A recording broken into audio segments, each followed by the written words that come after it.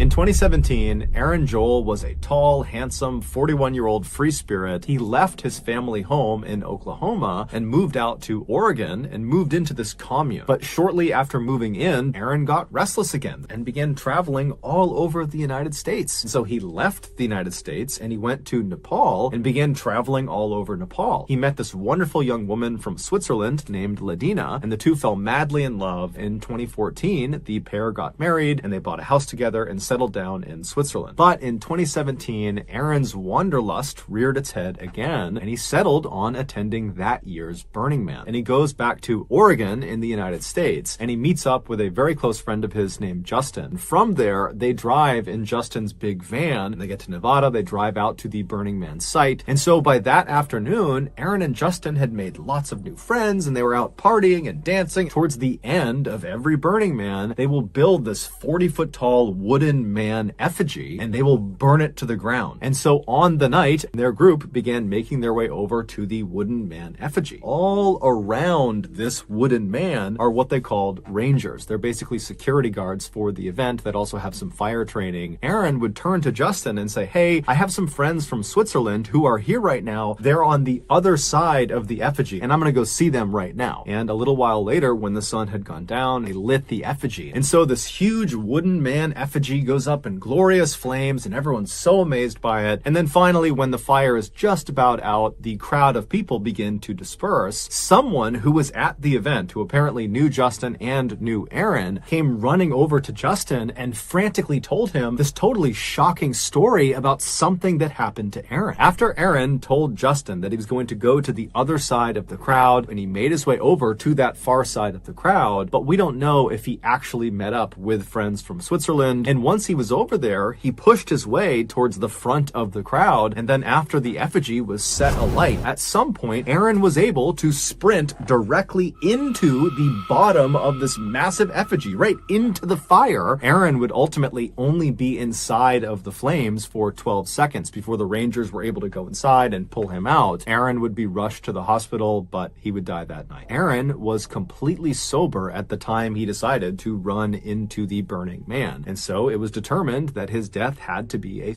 However, his family and his friends and anybody who knew him are just totally not buying the idea that he decided to commit, especially like this. At this point, no one has come close to figuring out what this other thing could be. And so to date, his death still remains largely a mystery. Here is a picture one of the bystanders took of Aaron as he charges into the fire.